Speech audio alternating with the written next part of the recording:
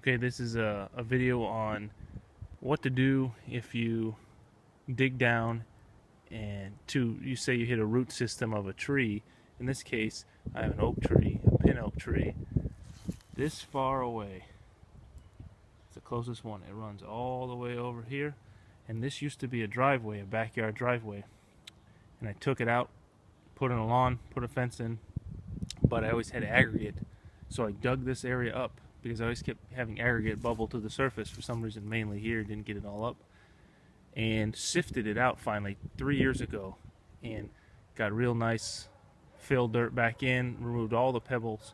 But if you can see this spot, unlike anything else, this is Good Friday, so lawn's coming in okay, but haven't done anything to it. But this spot for 3 years has been this way. It will not grow grass compared to everything else, and it grows these awful huge ground level mushrooms that are brown, look like a wart coming out of the ground, and I have to dig them up.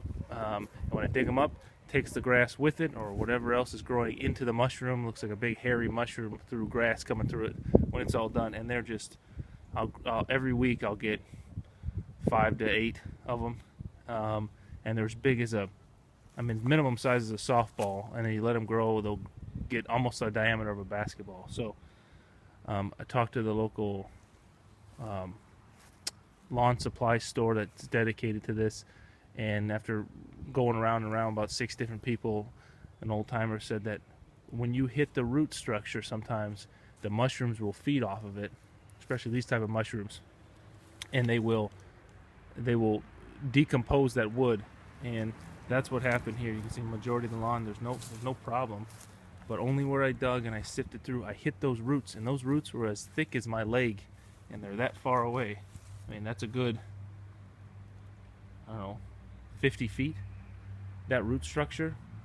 They're just growing this way because the street's over here and the house is over here, so it grows this way. Well, when I hit those, I was trying to chunk them out to see if I could just dig them out real quick, and they're not. They're huge. They're as thick as I said. There's multiple of them. They run in almost like a highway of roots coming from there. So that's how I know that's the origin. Radially out, they run out this way, and 8 inches down, they're just giant roots.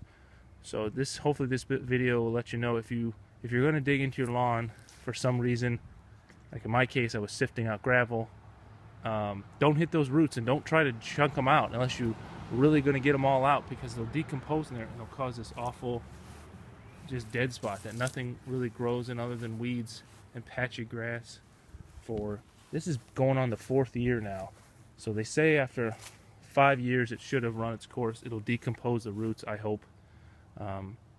So every year I have to come out here, seed, and try to help myself out. So the spurgeon, I think they call it, or whatever root, this weed that grows here, I got this chemical. It's called Speed Zone. It's supposed to be applied in cold temperatures. You can do it from 40 degrees to 85 degrees. So it allows it to work a little bit sooner. Since it's Good Friday, it's early spring. Hopefully this will come into play and kill some of it, at least allow me to reseed a little bit. But when you get on top of it, you can see how barren it is, and you can see it's a rectangle. That's where I dug to try to sift out that gravel, and I built a homemade little sifter. And I thought it was all great until I realized what was going on. So if you have giant mushrooms in your lawn, or you want to prevent them, first of all, I guess don't dig down to a wood source, a decomposing wood source, and break through that bark. I think that's what caused those mushrooms, because they go deep. I mean, when I dig out these mushrooms, they're at least 6 inches in depth. So they're going all the way down to that food source from that tree. There's no other trees around here, so that run in the direction that I was showing.